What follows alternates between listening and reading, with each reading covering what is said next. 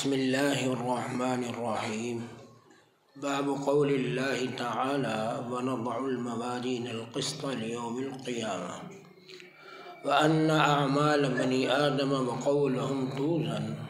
وقال مجاهد القسطاس العدل بالرومية، ويقال القسط مصدر المقسط وهو العادل، وأما القاسط وهو الجائر. وبالسند المتصل منا إلى إمام الهمام أمير المؤمنين في الحديث أبي عبد الله محمد بن إسماعيل قال حدثنا أحمد بن إشهاب قال حدثنا محمد بن فضيل عن عمارة بن القعقاع عن أبي زرعة عن أبي هريرة رضي الله تعالى عنه قال قال النبي صلى الله عليه وسلم كلمتان حبيبتان إلى الرحمن خفيفتان على اللسان ثقيلتان في الميزان سبحان الله وبحمده سبحان الله العظيم.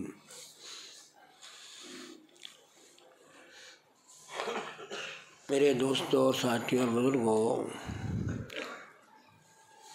اللہ نے اپنے دین جس کو ہم دین اسلام کہتے ہیں اس کی بقا دو چیزوں میں رکھی ہے۔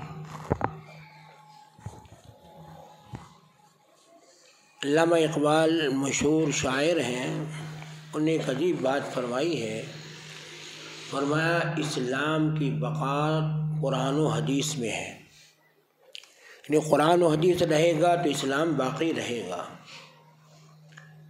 اور فرمایا اس امت کی بقا ختم نبوت پر ہے، ختم نبوت رہے گی تو یہ امت باقی رہے گی، ورنہ ختم نبوت نہ رہے تو یہ امت بھی باقی نہیں رہے۔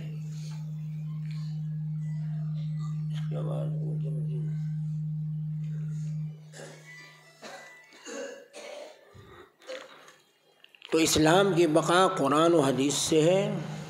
اللہ جل شانہ نے اپنے نبی صلی اللہ علیہ وسلم کو قرآن پاک وحی کے ذریعے عطا فرمایا، اور وحی کی دو قسمیں ہیں، ایک وحی جلی ہے، ایک وحی خفی ہے۔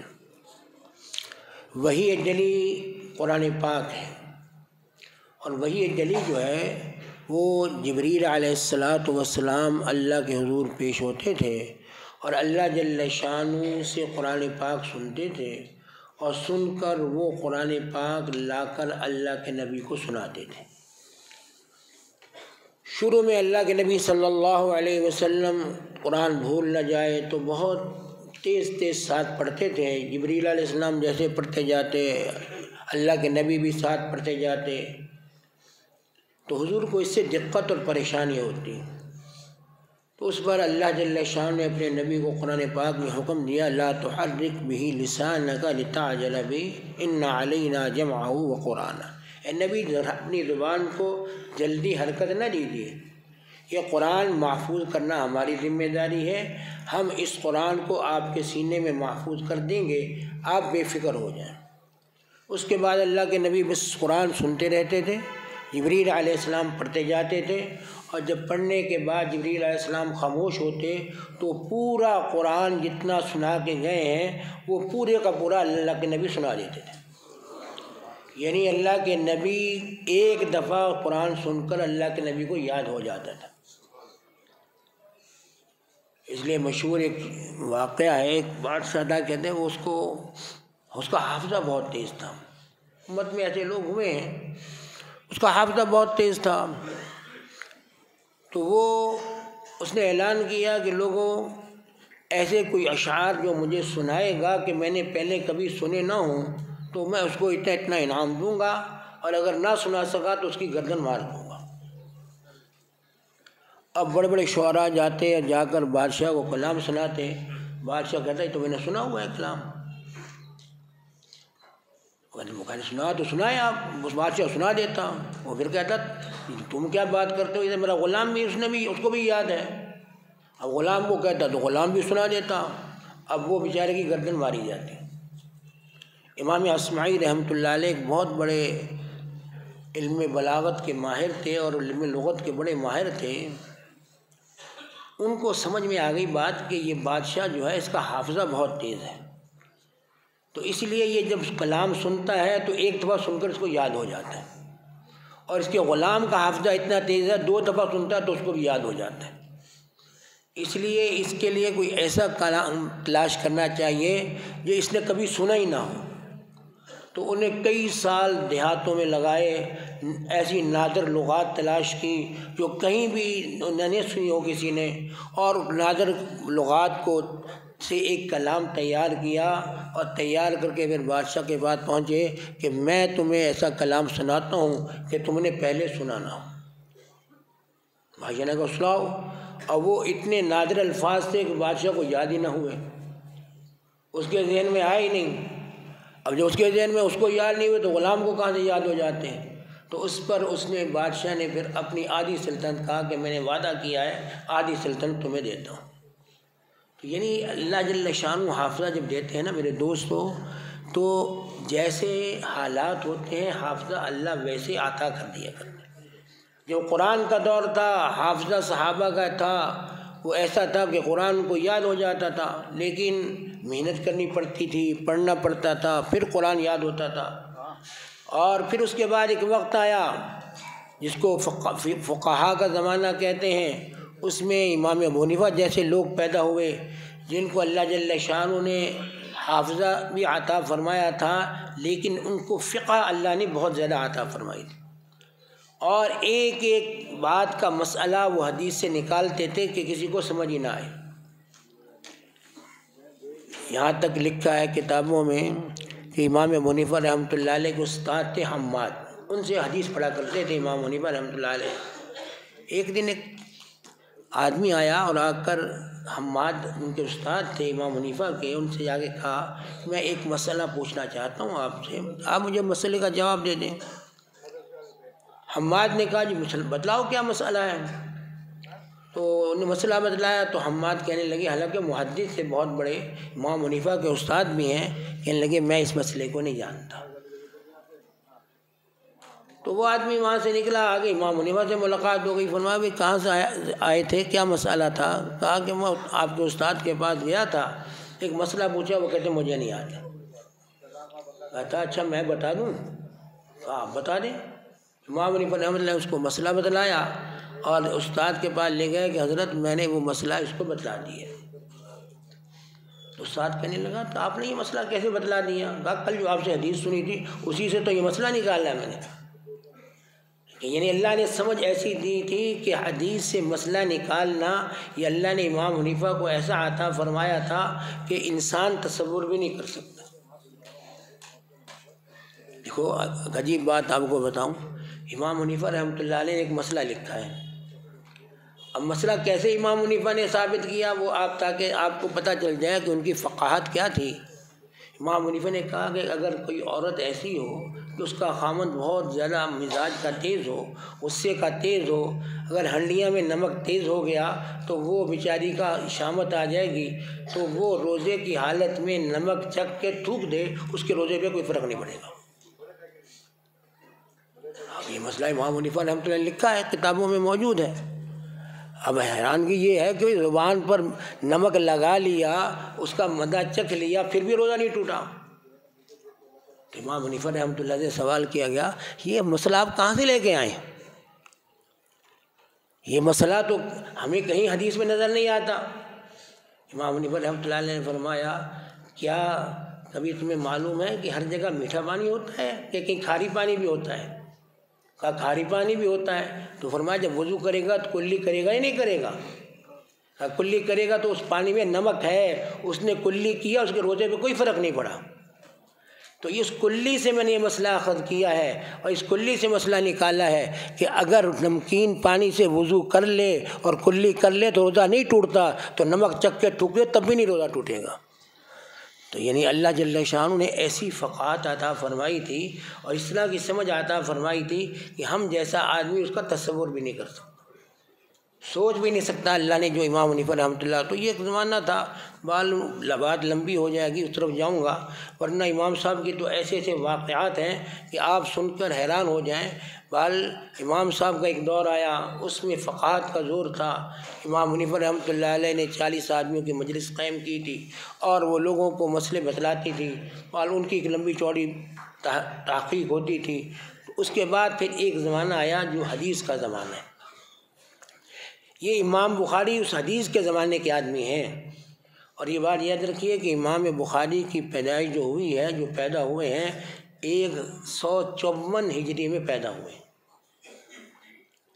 154 ہجری میں پیدا ہوئے ہیں. اور امام حنیفہ رحمۃ اللہ علیہ سن 90 ہجری میں پیدا ہوئے ہیں.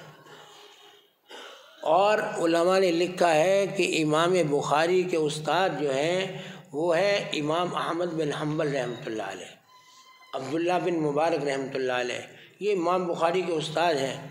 اور امام احمد بن حنبل شاگرد ہیں امام شافعی رحمۃ اللہ علیہ کے. اور امام شافعی رحمۃ اللہ علیہ شاگرد ہیں امام محمد رحمۃ اللہ علیہ کے. اور امام محمد رحمۃ اللہ علیہ شاگرد ہیں امام ابو حنیفہ رحمۃ اللہ علیہ. تو گویا امام بخاری امام ابو حنیفہ کے شاگردوں کے شاگرد ہیں. تو یعنی ان کا مقام کتنا اونچا ہوگا. اتنے بڑے استاد ہیں کہ جن کے یہ شاگرد ہیں امام بخاری رحمۃ اللہ علیہ. تو امام بخاری رحمۃ اللہ علیہ کو اللہ نے حافظہ بڑا غضب کا عطا فرمایا تھا. میں پہلے بھی کئی دفعہ یاد کر چکا ہوں کہ چند ساتھی یہ مل کے جاتے تھے، جا کر ایک استاد کی حدیث سنتے تھے. تو امام بخاری بغیر قلم دباد کے جاتے تھے، باقی حضرات قلم دباد لے کے جاتے تھے.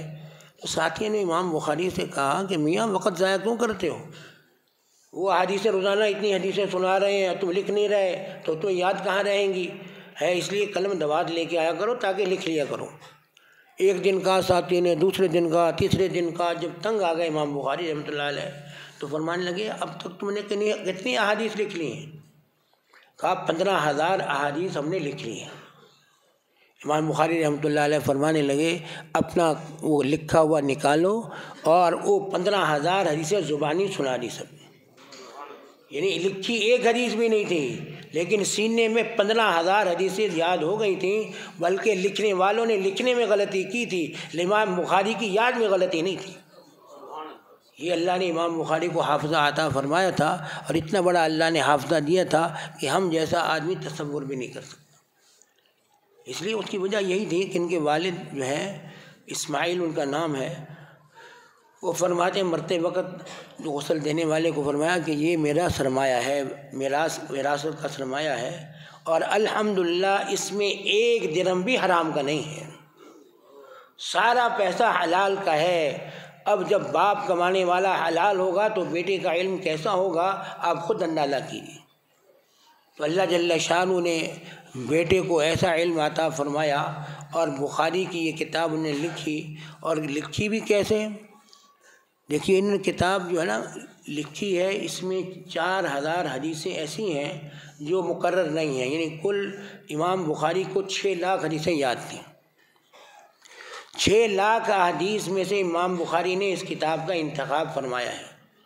جب 6 لاکھ حدیثوں سے انتخاب فرمایا ہے تو اس میں علماء فرماتے ہیں کہ مقررات، یعنی ایک حدیث کئی جگہ لے کے آتا ہے امام بخاری، فلاں باب میں بھی آ گئی، فلاں باب میں بھی آ گئی، اسی حدیث کو دوبارہ نقل کر دیا، پھر تیسری جگہ نقل کر دیا، چوتھی جگہ نقل کر دیا، تو وہ مقررات کہتے ہیں.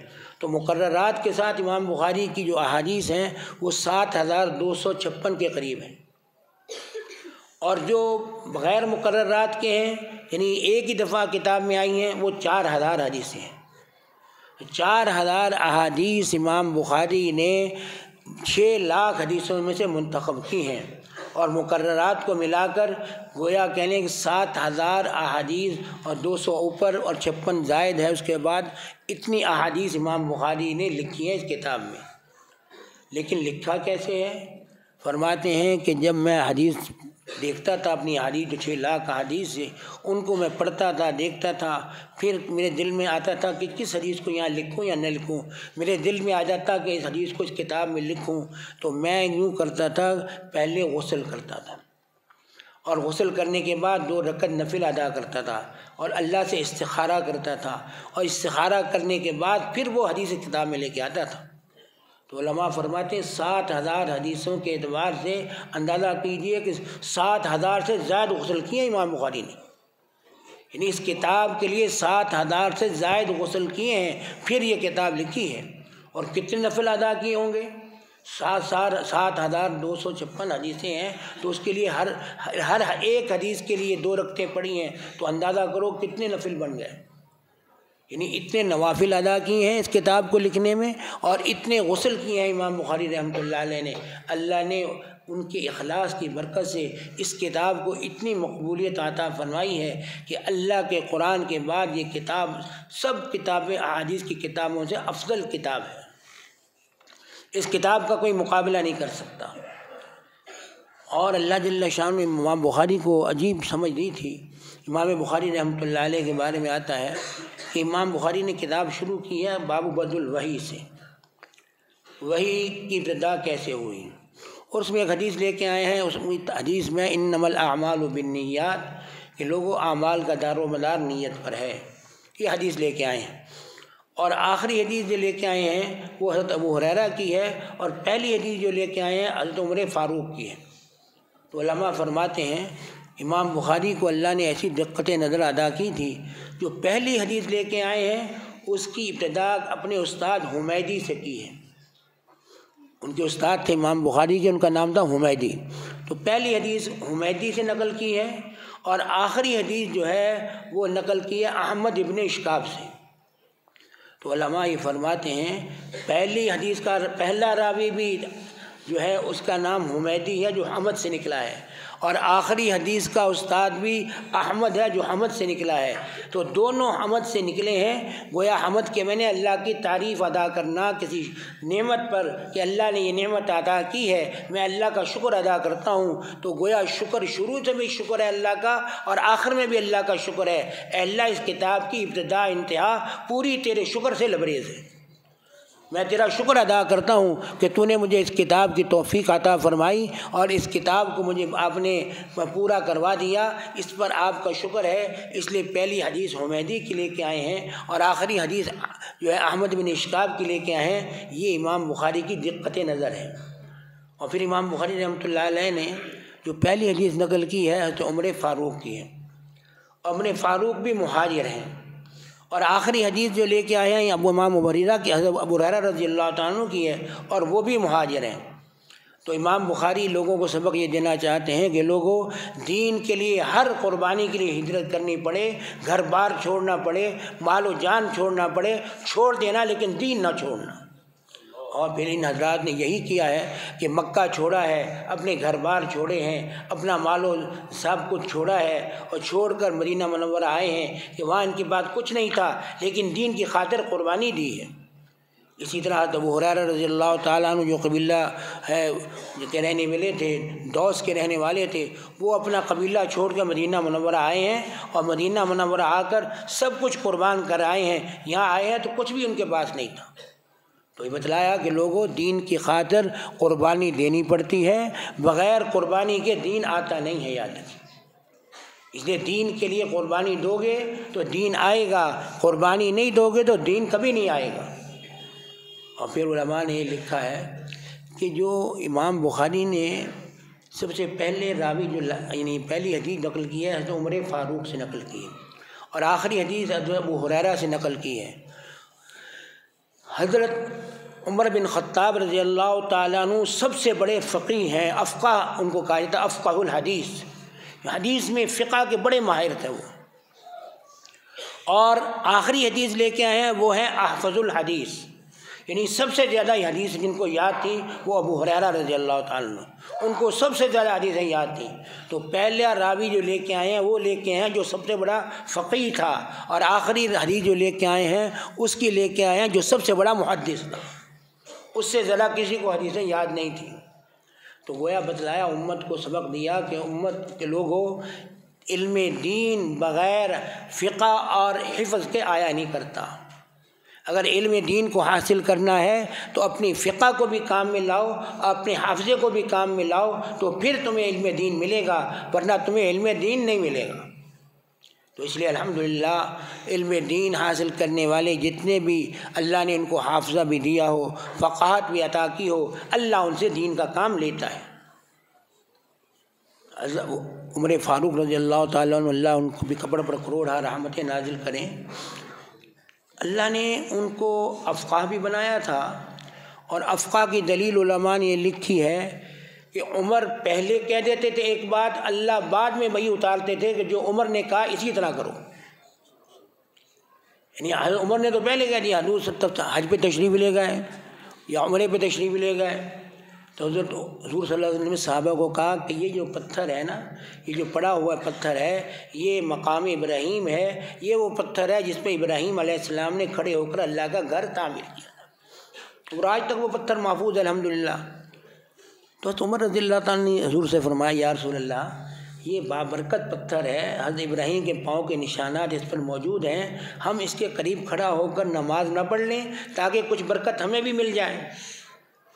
تو اللہ کے جل شانہ کے نبی خاموش ہو گئے، کیونکہ آپ وحی کے بغیر کچھ نہیں کہتے تھے۔ لیکن تھوڑی دیر گزری تھی کہ جبریل علیہ السلام تشریف لائے اور آ کر فرمایا، واتخذوا من مقام ابراہیم مصلی، ابراہیم کے کھڑے ہونے کی جگہ نماز کی جگہ بنا لو۔ یعنی جو عمر کہہ رہا ہے وہ کرو، وہ رکھتے نفل ادا کرو جو عمر نے تمہیں کہا ہے۔ اے اللہ کے نبی، آپ بھی وہ ادا کریں، اور ان سب کو کہیں کہ وہاں نماز قریب کھڑے ہوئے پڑھیں تاکہ ان کی برکت تمہیں مل جائے۔ تو یعنی حضرت عمر پہلے ایک بات کہتے ہیں، اللہ بعد میں وہی اتارتے ہیں، یہ حضرت عمر کی فقاہت کی دلیل ہے۔ اس لیے حضرت عمر رضی اللہ تعالیٰ عنہ کے بارے میں آتا ہے کہ ایک دن ممبر پر تشریف لے گئے، اور تشریف لے جا کر کھڑے ہو کر کہنے لگے کہ لوگوں، مجھے ایک خطرہ ہے۔ وہ خطرہ کیا ہے؟ کہ ان قریب مجھے لگتا ہے ایک وقت ایسا آئے گا کہ لوگ یہ بات کہیں گے کہ جی رجم کوئی اسلامی سزا نہیں، رجم شادی شدہ مرد عورت اگر زنا کریں تو شریعت کہتی ہے ان کو پتھر مار مار کے ہلاک کر دو، اس کو رجم کہتے ہیں۔ تو فرمایا کہ یہ رجم کی سزا جو ہے، جو اللہ کے نبی نے بھی نافذ کی ہے، ابو بکر نے بھی نافذ کی ہے، میں نے بھی اس کو نافذ کیا ہے، لیکن ایک وقت آنے والا ہے لوگ یہ کہیں گے کہ یہ سزا قرآن میں موجود نہیں ہے، اس لیے ہم اس سزا کو نہیں مانتے۔ اس لیے میرا دل یہ چاہتا ہے، ممبر پکڑے ہو کے کہہ رہے ہیں کہ میں قرآن کے حاشیے میں وہ آیت لکھوا دوں، الشیخ والشیخۃ اذا زنیا فرجموہما، کہ بوڑھا مرد اور عورت، شادی شدہ مرد عورت جب زنا کریں تو ان کو پتھر مار مار کے ہلاک کر دو۔ یہ اللہ کے نبی کی حدیث ہے، پہلے قرآن کی آیت بھی تھی، پھر اللہ نے منسوخ کر دی، تو یہ میں حاشیے میں لکھوا دیتا قرآن کے حاشیے میں، لیکن کل لوگ کہیں گے عمر نے قرآن میں زیادتی کر دی، اس لیے میں لکھواتا نہیں۔ لیکن یہ یاد رکھو تم کہ یہ سنسار اسلامی سزا ہے، اللہ کی حد ہے، یہ اللہ کے نبی نے بھی نافذ کی ہے، حضرت ابو بکر نے بھی نافذ کی ہے، ہم نے بھی نافذ کی ہے، اس لیے اس سزا کا انکار نہیں ہو سکتا۔ یہ آج سے 1400 سال 1500 سال پہلے حضرت عمر نے یہ بات کہی ممبر پر کھڑے ہو کے۔ اللہ کا عجیب کرنا ہوا میرے دوستو کہ ہمارا یہ پاکستان جو ملک ہے ہمارا، اس میں ضیاء الحق کے دور میں اسلامی شریعت کونسل جج تھے شریعت کونسل کے، انہوں نے فیصلہ یہ کر دیا، شرعی عدالت نے فیصلہ یہ کیا کہ جی رجم اسلامی سزا نہیں۔ یعنی جو حضرت عمر نے اس وقت دیکھا تھا آج سے 1400 سال پہلے، اللہ نے ہمارے ملک میں وہ دکھایا کہ یہاں کی عدالت نے فیصلہ کیا کہ یہ شرعی سزا نہیں ہے، یہ تعزیر ہے، قاضی کی ثوابدید پر ہے، قاضی کر دے تو ٹھیک ہے، یہ اللہ کی حد نہیں ہے، اس لیے جو قاضی معاف کرنا چاہے معاف کر دے۔ لیکن تمام علماء کی رائے یہی ہے کہ یہ حد ہے، کوئی قاضی کیا اللہ کا نبی بھی معاف نہیں کر سکتا اس کو۔ لیکن ہمارے پاکستان میں قانون بن گیا، قانون پاس ہو گیا، اب علماء کو فکر ہوئی کہ پاکستان میں اسلام کی ایک سزا کو بالکل ختم کر دیا گیا اور اس کو تعزیر قرار دے دیا گیا، حد سے نکال دیا گیا، یہ تو اسلام کو بالکل بگاڑنا ہے۔ اس لیے علماء نے عدالت میں اپیل کی، عدالت میں اپیل یہ کیجیے ہم اس پر نظر ثانی کی درخواست دیتے ہیں، اس پر نظر ثانی کی جائے اور دوبارہ اس مقدمے کو سنا جائے۔ عدالت نے کہا ٹھیک جی، ہم اپیل تمہاری نظر ثانی کی اپیل سنتے ہیں۔ اب جناب اپیل جب سننے لگی عدالت تو اس نے بڑے بڑے مدرسے ہمارے دارالعلوم کا یہاں نانک واڑہ جو تھا دارالعلوم کرنگی، ان کو بھی خط لکھا عدالت نے، بڑے براؤنی ٹاؤن کو بھی بڑے بڑے مدرسوں کو خط لکھا کہ آپ اپنے آدمی بھیجیں جو آ کر عدالت میں اس پر دلائل دیں۔ تو ہمارے دارالعلوم جو ہے کورنگی کے شیخ الحدیث تھے حضرت مولانا صاحبان محمود صاحب، اللہ ان کی قبر پر کروڑہ رحمت نازل فرمائے، حضرت کو بھی ان لوگوں میں شامل تھے جن کو عدالت نے طلب کیا تھا کہ آ کے عدالت میں بیان دو۔ تو حضرت اسلام آباد تشریف لے گئے، وہاں عدالت میں حضرت نے بیان دیا، تو واپس آئے تو وہاں ہماری مسجد باب السلام گولی مار میں تھی، پہلے وہاں تھا میں، تو حضرت وہاں کے صدر تھے، تو میرا ملاقات ہوئی، میں نے حضرت سے سوال کیا کہ حضرت آپ نے کیا کیا؟ کہا الحمدللہ ہم نے وہاں ثابت کر دیا کہ یہ اللہ کی حد ہے، دنیا کی کوئی طاقت اس کو مٹا نہیں سکتی، اور قرآن میں یہ موجود ہے۔ پھر حضرت نے باقاعدہ قرآن کی آیت پڑھی، فرمایا کہ عدالت میں جب میں پہنچا تو اس وقت عدالت کسی کا بیان سن رہی تھی، لیکن وہ تقریر کر رہا تھا، بیان نہیں دے رہا تھا، تو عدالت والے سارے جج جو ہیں آرام سے اونگ رہے تھے، کوئی سن ہی نہیں تھا اس کی بات۔ جب میں پہنچا میں نے خطبہ پڑھنے کے بعد جو ہے قرآن کی آیت تلاوت کی، اور تلاوت کرنے کے بعد سوال جج نے کیا کہ یہ اسلامی سزا ہے؟ میں نے کہا ہاں اسلامی سزا ہے۔ کہا اگر اسلامی سزا ہے تو قرآن میں اس کا ذکر کیوں نہیں؟ حضرت فرماتے ہیں میں نے کہا کہ قرآن میں اس کا ذکر موجود ہے۔ کہا کہاں موجود ہے قرآن میں اس کا ذکر؟ فرمایا کہ دو یہودیوں نے زنا کیا تھا، مرد و عورت نے، اور وہ اللہ کے نبی کے پاس مقدمہ لے کے آئے کہ ہمارے ان مرد عورت کو آپ سزا دیں۔ حضور نے پوچھا تمہاری کتاب میں کوئی سزا نہیں ہے کیا؟ تو عبداللہ بن سلام بیٹھے تھے کہ یا رسول اللہ ان کی کتاب میں تو سزا موجود ہے، شادی شدہ مرد عورت زنا کریں تو ان کو سنسار کر دیا جائے، پتھر مار مار کر ہلاک کر دیا جائے، تو تورات میں موجود ہے۔ تو حضور نے کہا تورات لے کے آؤ۔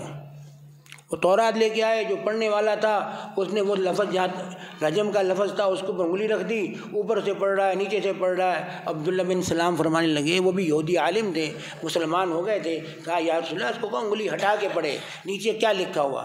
تو وہاں لکھا ہوا تھا کہ اس کو رجم کی سزا دی جائے گی۔ تو اس پر اللہ نے پھر قرآن اتارا، اور قرآن اتار کر اللہ کے نبی سے کہا وَكَيْفَ يُحَكِّمُونَكَ وَعِندَهُمُ التَّوْرَاةُ فِيهَا حُكْمُ اللَّهِ، یہ آپ کے پاس فیصلہ لے کے کیسے آتے ہیں یہودی، حالانکہ ان کے پاس اللہ کی کتاب موجود ہے جس میں اللہ کا حکم موجود ہے، اس لیے اللہ کا حکم ان کی کتاب میں موجود ہے، اے نبی وہی آپ کی شریعت کا حکم ہے۔ تو اللہ جل شان نے قرآن پاک میں اس کو فرمایا وَكَيْفَ يُحَكِّمُونَكَ وَعِندَهُمُ التَّوْرَاةُ فِيهَا حُكْمُ اللَّهِ، اس میں اللہ کا حکم رجم موجود ہے۔ حضرت نے فرمایا کہ رجم تو موجود، اللہ نے اس کو حکم اللہ کہا ہے، اور حکم اللہ جو ہوتی ہے حد ہوتی ہے، تعزیر نہیں ہوتی۔ تو عدالت نے پھر فیصلہ لکھا کہ یہ حد ہے، یہ تعزیر نہیں ہے، دنیا کی کوئی طاقت اس کو ختم نہیں کر سکتی۔ یہ فیصلہ عدالت نے پاکستان، اللہ تعالیٰ ان علماء کو، جس طرح ہمارے مولوی عبدالرحمن صاحب ماشاءاللہ بیان فرما رہے تھے کہ یہ علماء دین کے محافظ ہیں، اگر یہ نہ ہوں تو دین بگاڑ دیا جائے، دین کی شکل بگڑ جائے، اس لیے الحمدللہ یہ علماء موجود ہیں تو دین موجود رہے گا انشاءاللہ۔ اس کو بگاڑنے والے مٹ جائیں گے لیکن یہ دین نہیں مٹے گا۔ یہی وجہ ہے کہ پاکستان میں ایک قانون بنا، وہ قانون کیا بنا؟ قانون یہ بنا جی کوئی 3 طلاقیں اگر دے دے، ایوب خان کا دور تھا، اعلی قوانین ایوب خان نے نافذ کیے، اسمبلی نے پاس کر دیے، اور اسمبلی نے جب پاس کر دیا تو یہ قانون بنا کہ کسی نے 3 طلاقیں اگر بیوی کو دے دی ہیں تو وہ طلاقیں دینے کے بعد نافذ نہیں ہوں گی۔ حالانکہ شریعت کہتی ہے جب کسی نے 3 طلاقیں دے دی فوراً نافذ ہو گئیں، لیکن پاکستان کے قانون کیا بنا، اسمبلی نے کیا پاس کیا کہ وہ فوری نافذ نہیں ہوگی۔ میں کیسے نافذ ہوں گی؟ وہ شوہر جو ہے وہ کونسلر کے پاس جائے اور کونسلر کے پاس جا کے درخواست دے کہ میں نے اس کو 3 طلاقیں دے دی ہیں، میری صلح کروانا چاہتے ہو تو صلح کروا دو، ورنہ میں پھر اس سے طلاق سے بالکل الگ ہو گیا۔ اور پھر قانون میں کیا لکھا کہ جب وہ کونسلر کے پاس جائے گا تو 90 دن کی مہلت اس کو ملے گی، 90 دن عدت باقی رہے گی، اور 90 دن کے بعد پھر عدالت چاہے وہ کونسلر چاہے تو دونوں ہی صلح کروا دے 90 دن کے اندر اندر۔ یعنی شریعت تو کہتی جب سے طلاق دی ہے اس وقت سے عدت شروع ہوگی، لیکن پاکستان کا قانون یہ ہے کہ اگر سال بعد بھی وہ کونسلر کے پاس گیا ہے، عدت ختم نہیں ہوئی، سال بعد 90 دن گزریں گے تو اس کے اندر اندر صلح کروا سکتا ہے۔ یہ شریعت کا بالکل ایسا قانون ہے، شریعت کے بالکل خلاف ہے، شریعت اس کی بالکل اجازت نہیں دیتی۔ شریعت تو کہتی ہے کہ جب طلاق دے دی طلاق فوراً نافذ ہو گئی۔ اب اللہ معاف فرمائے، یہاں قانون تھا، جو کمیٹی بنائی تھی نااہلی قوانین میں، اس میں مولانا احتشام الحق تھانوی رحمۃ اللہ علیہ بھی تھے، باقی سارے اسمبلی کے ممبران حکومت کے آدمی تھے۔ صرف مولانا احتشام الحق تھانوی نے اس پر نوٹ لکھا کہ یہ قانون شریعت کے خلاف ہے، میں اس قانون کو نہیں مانتا۔ باقی جتنے تھے سب نے کہا کہ ٹھیک ہے جی یہ قانون صحیح ہے، اور آج تک یہ قانون پاکستان میں نافذ ہے، آج تک ایوب خان کے دور میں نافذ ہوا تھا اور آج تک یہ موجود ہے۔ تو ہمارے ایک بزرگ تھے قاضی احسان احمد شجاع آبادی رحمۃ اللہ علیہ، اللہ ان کی قبر پر کروڑا رحمت نازل فرمائے، وہ فرمایا کرتے تھے، تقریر ان کی سنی میں نے بہت عرصہ بعد پہلے دیکھا تو تھا، 40-50 سال 60 سال پہلے میں نے دیکھا تھا، لیکن تقریر نہیں سنی تھی۔ کچھ دن سال پہلے میں نے کسی نے ٹیپ ریکارڈ لا کے دی کہ حضرت قاضی احسان احمد صاحب شجاع آبادی کی تقریر ہے۔ اسی پر میں کہا کرتا ہوں کہ عام طور پر امام بخاری رحمۃ اللہ علیہ نے فرمایا نا کہ لوگوں قیامت کے دن اعمال بھی تلیں گے اور تمہارے جو ہے اقوال بھی تلیں گے، یعنی قول جو زبان سے نکالا ہے وہ بھی تلے گا، جو عمل کیا وہ بھی تلے گا۔ یہ امام بخاری کہہ رہے ہیں، لیکن معتزلہ کہتے تھے نہیں جی کچھ نہیں تلے گا، نہ عمل تلے گا نہ قول تلے گا، کچھ نہیں ہوگا۔ لیکن ہم امام بخاری ان کا رد کرنا چاہتے ہیں معتزلہ کا کہ یہ غلط ہیں، اس لیے قرآن جو بتلا رہا ہے اور حدیث بتلا رہی ہے الوزن یومئذ الحق، وزن ترازو پر حق ہے، قیامت کے دن اعمال بھی تلیں گے اور قیامت کے دن قول بھی تلیں گے۔ تو اس پر میں عام طور پر یہ کہا کرتا ہوں کہ آج ہمارے دور میں اللہ نے دکھا دیا، ان کے اطلاعات بہت لمبے چوڑے ہیں، اگر ان میں جاؤں گا تو وقت ختم ہو جائے گا۔ میں صرف 5-10 منٹ اور بات کروں گا، کیونکہ مولانا نے فرمایا تھا 30-35 منٹ میں ختم ہو جائے، تقریباً 25 منٹ تقریباً گزر چکے ہیں، اس لیے بات میں لمبی نہیں کروں گا، مختصر بات کروں گا انشاءاللہ۔ تو وہ اس میں یہ بات کہا کرتا ہوں، دیکھو آج اللہ نے ایسے آلات بنا دیے ہیں کہ ان آلات سے پتہ چلتا ہے کہ ایک انسان بھی اپنے عمل کو محفوظ کر سکتا ہے اور ایک انسان بھی اپنے قول کو محفوظ کر سکتا ہے۔ لیکن اب مووی کیمرہ آ گیا، یہ موبائل آ گئے۔ اب میں پہلے بھی یہاں سنایا تھا ایک دفعہ کہ ایک دعوت میں 2-4 دوست بیٹھے ہوئے تھے، وہ ایک دوست کو کہنے لگا یار جا کے وہاں سالن ڈال کے لانا، بوٹیاں ذرا خوب رکھ کے لانا تاکہ اچھی طرح کھائیں ہم مل کے۔ اس نے پوری پلیٹ بھری بوٹیوں کی لا کے وہاں رکھ دی سامنے۔ وہ مووی جو بنا رہا تھا اس نے اس پر فوکس کی مووی، اب وہ دیکھا تو دوستوں کا پلیٹ میں اتنی بوٹیاں کوئی حد نہیں۔ اب بعد میں وہ فلم چلائی، وہ سارے گالیاں دے رہے ہیں ان دوستوں کو، دیکھو شادی پہ آئے تھے انہوں نے کتنی حماقت کی ہے کہ اتنی بوٹیاں ڈال کر بیٹھ گئے، اب ان کو گالیاں دیں تو ان کو شرمندگی ہو۔ یعنی ان کا عمل کئی سال تک محفوظ رہا، لوگ جو دیکھتے تھے ان کو گالی دیتے تھے۔ تو اگر ہم عمل محفوظ کر سکتے ہیں تو کیا اللہ عمل محفوظ نہیں کر سکتے؟ ہماری بات ہے وہ ہماری بات محفوظ ہے اور ہماری بات آپ روزانہ آتا ہے جی ویڈیو لیک ہو گئی کہ جو باتیں انہوں نے کی تھیں وہ ساری محفوظ ہو رہی ہیں اور ساری بیان کی جا رہی ہیں کہ فلاں نے یہ کہا تھا، فلاں نے یہ کہا تھا۔ تو حضرت کی وہ تقریر میں نے سنی تو حضرت نے اس تقریر میں کہا کہ ہم کو تم نے قانون بنایا کہ جی پہلے طلاق دے دے اور پھر اس کے بعد کونسلر کے پاس جائے اور پھر وہ 90 دن کے ساتھ صلح کروائے۔ ہم کو قانون بناتے تو یوں بناتے کہ میاں بیوی میں جھگڑا ہو رہا ہے، اختلاف ہو رہا ہے تو وہ کونسل کے پاس جائے کہ جی ہمارا جھگڑا ہو رہا ہے، ہمارے اندر اختلاف ہو رہا ہے، آپ صلح کروانا چاہتے ہیں کروا دیں ورنہ میں طلاق دے دوں گا۔ بڑا یہ بات تو عقل کی ہے کہ طلاق دینے سے پہلے جا کے کہے صلح کروا دے ہے، اور اگر طلاق دے دی تو پھر صلح کی کوئی صورت نہیں۔ تو یہ بات تو عقل کی تھی، لیکن ان احمقوں نے کیا کہ پہلے طلاق دے دے پھر کونسلر کے پاس جائے اور پھر وہ کونسلر صلح کروائے۔ فرمانے لگے، اس میں حضرت نے ایک عجیب لطیفہ سنایا، فرمانے لگے کہ ایک چرسی تھا، اس کا لوٹا ٹوٹا ہوا تھا۔ جب لوٹا ٹوٹا ہوا تھا تو جب وہ لوٹا لے کے جاتا پیشاب وغیرہ کے لیے، لیٹرین کے لیے، تو پانی سارا بہہ جاتا۔ جب پانی بہہ جاتا تو جب فارغ ہوتا تو پانی ہوتا ہی نہیں لوٹے میں۔ اب بڑا پریشان جو لوٹے میں پانی ہوتا ہی نہیں ہے، لوٹا ٹوٹا ہوا، اب کیا کروں؟ تھا چرسی، یعنی دوسرا لوٹا لے آتا۔ کہنے لگا ہاں ایک بات سمجھ میں آئی کہ پہلے استنجا کر لیں گے پھر لیٹرین بعد میں کریں گے۔ پہلے استنجا کر لیں گے اور لیٹرین کیا کریں گے؟ بعد میں کریں گے۔ میں تمہارا حال یہی ہے کہ پہلے طلاقیں دے دو پھر صلح کرو۔ حالانکہ ہونا کیا چاہیے تھا؟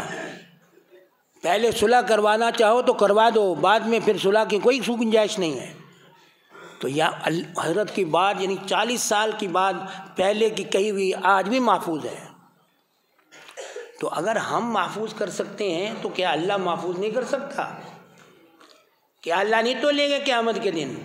ایک ایک عمل تول لیں گے ہمارا، ایک ایک قول تول لیں گے ہمارا، ہر چیز وہاں تولے گی اور پتہ چل جائے گا ہم نے دنیا میں کیا کھویا کیا کمایا۔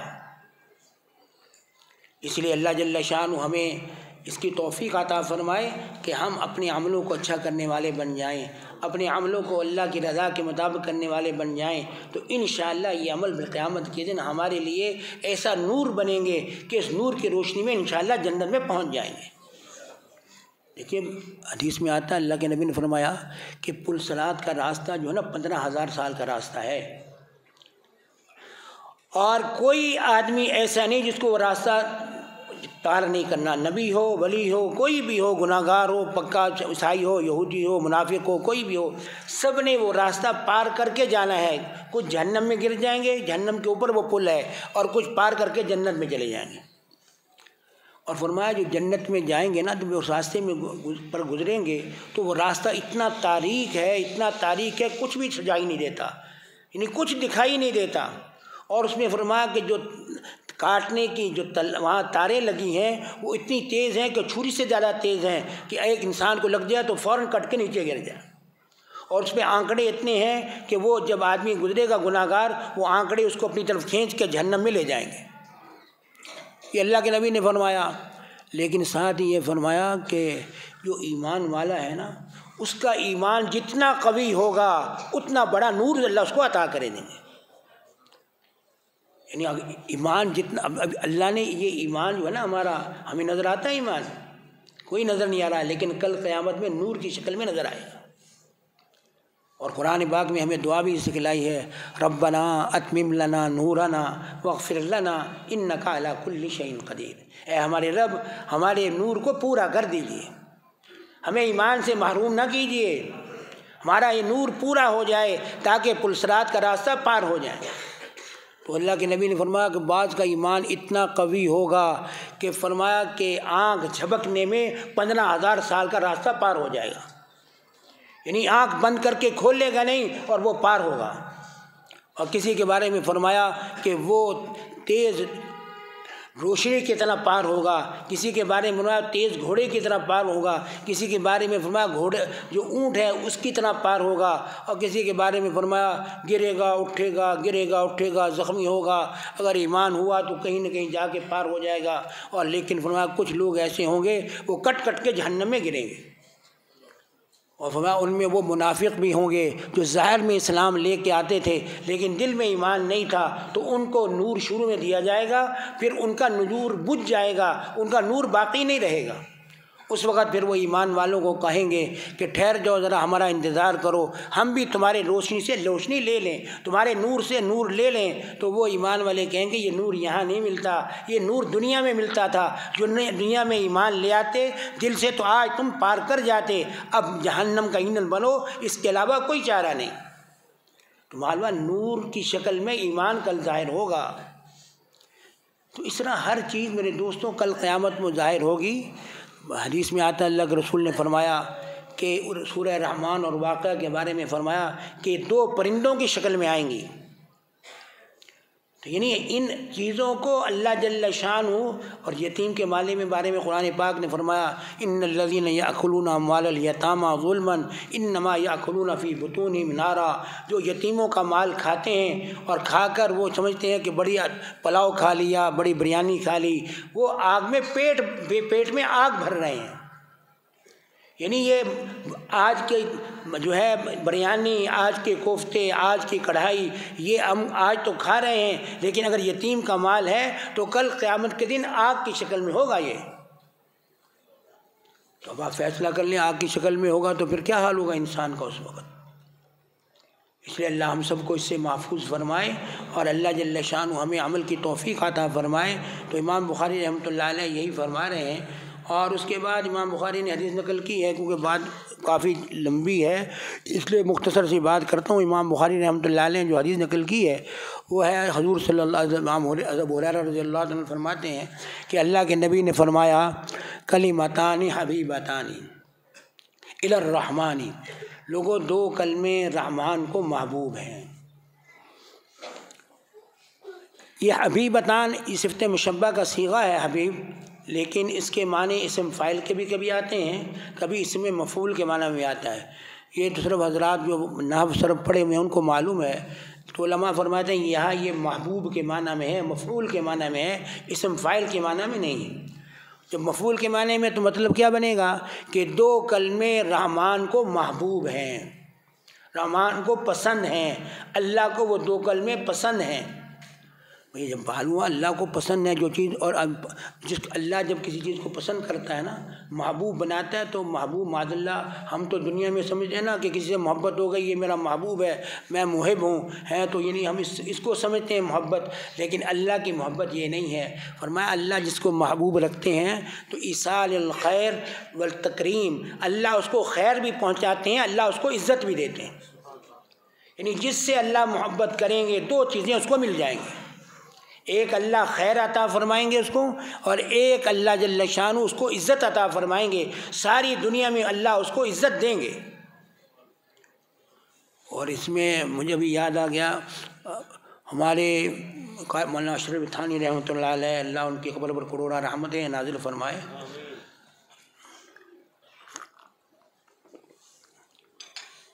ان کے خلیفہ تھے خواجہ مجذوب الحسن رحمۃ اللہ علیہ، یہ ڈپٹی ڈائریکٹر تھے ہندوستان میں۔ ڈپٹی ڈائریکٹر ہندوستانیوں کا آخری عہدہ تھا، اس سے بڑا عہدہ ہندوستانیوں کا کوئی نہیں تھا۔ یعنی سب سے بڑا عہدہ کسی کو ملتا تھا تو ڈپٹی کلیکٹر کا عہدہ ملتا تھا، تو وہ اس عہدے پر فائز تھے، لیکن حضرت تھانوی کے مرید ہو گئے۔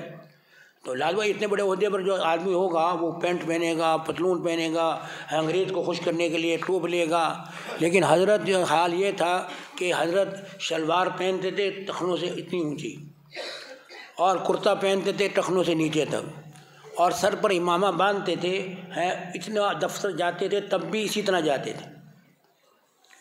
تو ایک دن اطلاع آئی کہ انگریز افسر برطانیہ سے آ رہا ہے، وہ سب جتنے بھی ڈپٹی کلکٹر وغیرہ ہیں سب سے ملاقات کرے گا، تو فلاں وقت جو ہے سارے وہاں اس کی ملاقات کے لیے پہنچ جائیں۔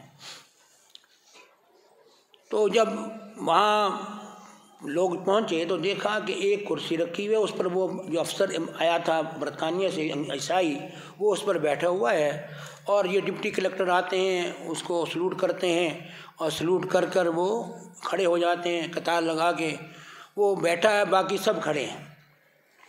اتنے میں خواجہ مجذوب الحسن رحمۃ اللہ علیہ کو، وہ بھی ڈپٹی کلکٹر تھے، وہ بھی اس سے ملنے آئے۔ تو حضرت آئے تو شلوار پہنی ہوئی، کرتا لمبا، سر پہ امامہ، اور داڑھی کو ماشاء اللہ کنگھی کی ہوئی، اور آ کر کہا السلام علیکم ورحمۃ اللہ۔ وہ کہتے ہیں انگریز پر ایسا اثر پڑا کہ ایک دم کھڑا ہو گیا، اور کھڑا ہو کر کہا کہ آئیے آئیے تشریف لائیے، اور کہا کہ ایک کرسی لے کے آؤ، اس کو میرے ساتھ کرسی لگاؤ، یہ اس پر بیٹھیں گے، میں اکیلا نہیں بیٹھوں گا۔ یعنی اللہ نے دکھایا کہ اللہ کے نبی کے طریقوں اور سنتوں پہ چلو گے اللہ دنیا میں بھی عزتیں عطا فرمائیں گے۔ جو اللہ کو محبوب بن جاتا ہے اللہ عزتیں ایسی عطا فرماتے ہیں۔ پورے ڈپٹی کلکٹر کھڑے ہیں لیکن وہ اللہ کی بات ماننے والا، اللہ کے رسول کی سنتوں پر چلنے والا، وہ اس کے ساتھ کرسی پہ بیٹھا ہے۔ تو اللہ جل شانہ ہمیں دنیا میں بھی عزتیں عطا فرما دیں، آخرت میں بھی عزتیں عطا فرمائیں۔ میرے دوستو، دین پر چلنا ضروری ہے، دین پر چلیں گے تو انشاءاللہ یہ عزتیں اللہ ہمیں دیں گے۔ بال تو فرمایا کلمتانی حبیبتانی الی الرحمانی، رحمان اللہ کے کئی نام ہیں، 99 بعد کا 1100 نام ہیں، لیکن مشہور 99 نام ہیں، اور رحمان ایک ایسا نام ہے اللہ کا جو اللہ کے علاوہ کسی پر بولا نہیں جا سکتا۔ یہ بات یاد رکھیے ہمیشہ۔ بعض دفعہ ہوتا ہے کہ جی وہ لکھتے ہیں جناب لڑکی کا جب نکاح میں کا فارم آتے ہیں نا تو اس میں لکھا ہوتا ہے جناب ثنا بنت رحمان۔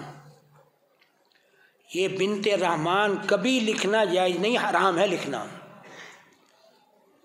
عبد الرحمن لکھیے، بنت عبد الرحمن، یہ نہ لکھیے بنت رحمان۔ ہم عام طور پر کہتے ہیں رحمان بھائی بات سنو، یہ بالکل حرام ہے، یاد رکھیے، کیونکہ رحمان کا لفظ اللہ کے علاوہ کسی پر نہیں بولا جا سکتا۔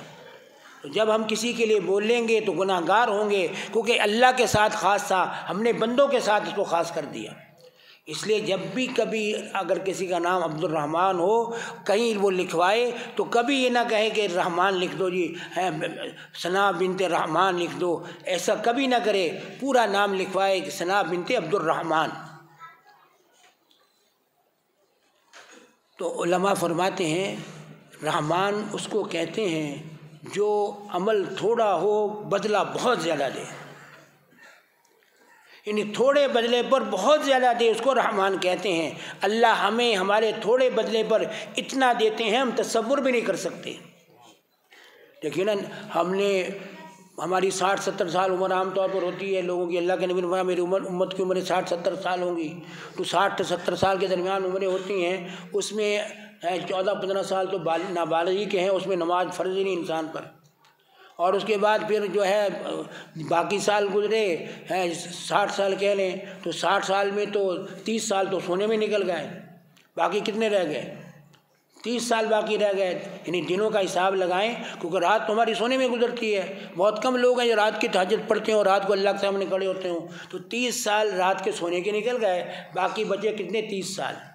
اب 30 سال جو بچے اس میں ہم روزانہ اللہ کو 1 گھنٹہ 1.25 گھنٹہ دیتے ہیں، یعنی فجر کی نماز سنتیں اور فجر کی نماز دیکھ لیں، ظہر کی نماز دیکھ لیں، عصر کی نماز دیکھ لیں، عشاء دیکھ لیں، ہم دیکھ لیں تو زیادہ 1.5 گھنٹے سے زیادہ وقت نہیں بنتا۔ تو یعنی ہم اپنے 30 سال کی عمر میں اللہ کو صرف ایک دن میں 1.5 گھنٹہ دیتے ہیں، لیکن اللہ مرنے کے بعد ہمیں اس کا بدلہ دے گا، ایسی جنت جو کبھی ختم نہیں ہوگی، ہمیشہ رہے گی، کبھی ختم نہیں ہوگی۔ تو اس ذات کا کتنا کرم ہے ہم پر کہ ہمارے تھوڑے سے عمل پر وہ کتنا زیادہ ہمیں دے رہا ہے، ہم تصور بھی نہیں کر سکتے۔ یعنی وہ جنت کے بارے میں تو خود فرما دیا اللہ کے نبی نے کہ وہاں ایسے درخت ہیں کہ ایک درخت کے نیچے 100 سال گھوڑا دوڑتا رہے، جنت میں ایسے درخت ہیں تو وہ سایہ ختم نہیں ہوگا، گھوڑا تھک جائے گا۔ تو 100 سال ایک درخت کا سایہ، 100 سال گھوڑا دوڑتا رہے، تو اندازہ کرو وہ کتنی بڑی جنت ہوگی اور کتنے بڑا وہ اللہ اس کو نعمتیں عطا کریں گے، اس لیے ہم اس کا تصور بھی نہیں کر سکتے۔ تو رحمان کہتے اس کو ہیں کہ تھوڑے عمل پر بہت زیادہ دیں۔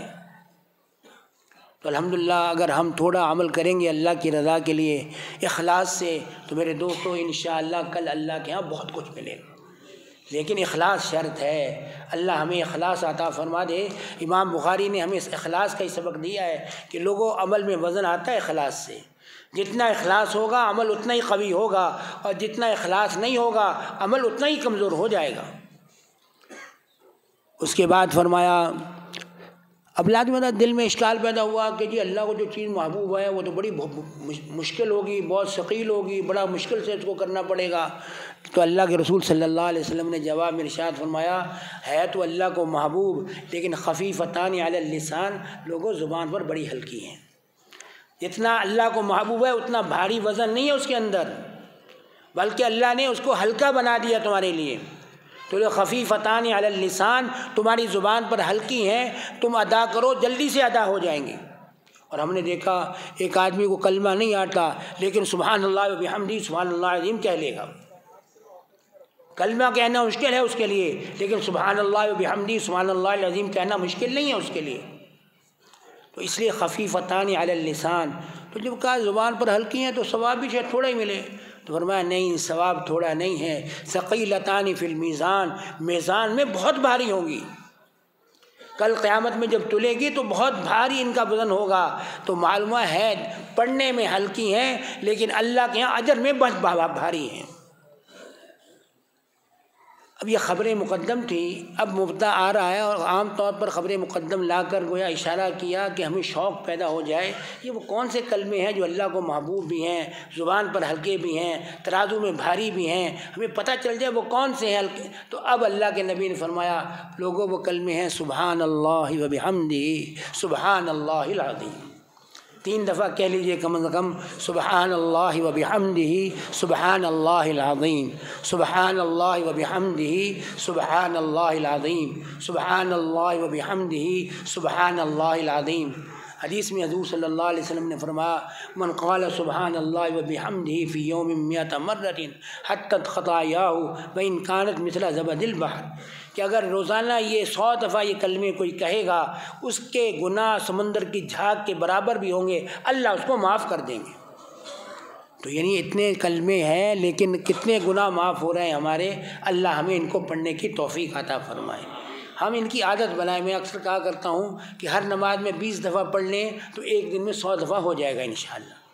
تو 20 دفعہ 5 نمازیں ہیں، 20 جو ہے 5 100 بن جائے گا، تو روزانہ 100 دفعہ پڑھنا آسان ہے، اور اللہ کے نبی کا فرمان یہ ہے کہ تمہارے گناہ سمندر کی جھاگ کے برابر بھی ہوں گے تو اللہ ان کلموں کی برکت سے معاف فرما دیں گے۔ تو اس کلمے میں ہے کیا؟ اللہ کی 3 صفات ہیں، تنزیہ، تحمید، توحید، یہ 3 چیزیں اللہ نے ان کلموں میں ثابت کی اللہ کے نبی نے۔ تنزیہ کہتے ہیں اللہ کو ہر عیب سے پاک کرنا، تو سبحان اللہ لا کر بتلایا کہ لوگوں اللہ ہر عیب سے پاک ہے، اس کے اندر کوئی عیب نہیں ہے۔ اس پر لمبی چوڑی بات ہو سکتی تھی لیکن میں بس اسی بار اکتفا کرتا ہوں۔ تو یہ تنزیہ ہے سبحان اللہ۔ آگے فرمایا وَبِحَمْدِهِ، یہ تحمید ہے۔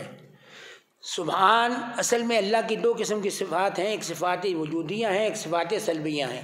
سبحان اللہ میں صفات سلبی ہے اور تحمید میں صفات وجودی ہے، اور پھر یہ ہے کہ 2 چیزیں شریعت کہتی ہے کہ 2 چیزیں، ایک تخلیہ ہے، ایک جو ہے وہ تحلیہ ہے۔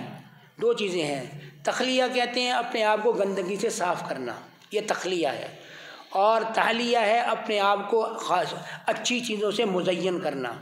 تو علماء فرماتے ہیں اللہ نے پہلے تخلیہ کیا اپنے بارے میں، اور حضور نے فرمایا سبحان اللہ، لوگوں اللہ ہر عیب سے پاک ہے، یعنی بالکل خالی کر دیا کہ دنیا کا کوئی عیب اس میں موجود نہیں، اور پھر وَبِحَمْدِهِ کہہ کے تحلیہ کر دیا کہ دنیا کی ہر تعریف اسی کے لائق ہے، اس کے اندر ہر خوبی موجود ہے، اس لیے تحلیہ اسی کے لائق ہے، تعریف اسی کے لائق ہے، اس کے علاوہ کسی کی تعریف نہیں ہے۔ دیکھو نا، ہم اگر تعریف کسی کریں، کوئی اچھا خوبصورت ہو، کہیں جی واہ ماشاء اللہ کیسا خوبصورت آدمی ہے، لیکن یہ نہیں سوچتے یہ خوبصورتی دی کس نے ہے؟ یہ اس اللہ نے دی ہے، جس اللہ نے اس کو بنایا ہے اس نے یہ خوبصورتی دی ہے، تو کمال اس کا نہیں ہے، کمال اللہ کا ہے، تعریف اس کی نہیں ہے، تعریف اللہ کی ہے۔ تو اس لیے تحلیہ جو ہے نا وَبِحَمْدِهِ میں تحلیہ ہے، اور اس کے بعد توحید آ گئی اللہ میں۔ 2 دفعہ اللہ کا نام اس میں آیا ہے، سبحان اللہ وبحمدہ سبحان اللہ العظیم، کہ اللہ جل شانہ وحدہ لا شریک ہیں، اللہ کہتے ہی اس کو ایسی ذات کو ہے جو تمام خوبیوں کی مالک ہو، تمام عیب سے پاک ہو، اس کا کوئی شریک نہ ہو۔ تو اس لیے اللہ سے وحدانیت ثابت کر دی، تو توحید بھی ثابت ہو گئی، اور تنزیہ بھی ثابت ہو گئی، اور تحمید بھی ثابت ہو گئی۔ تو اس میں گویا اللہ نے ہمارے لیے وہ ساری چیزیں جمع کر دیں جو اللہ کی شان کے لائق تھیں۔ اس لیے اللہ کے نبی نے ہمیں بتلایا کہ لوگوں اگر تم اس کو پڑھنے کی عادت کرو گے تو انشاءاللہ کل قیامت کو اللہ تمہارا وزن اعمال بہت بڑھا دیں گے، اور تمہیں بہت اعلیٰ درجے جنت کے عطا کر دیں گے۔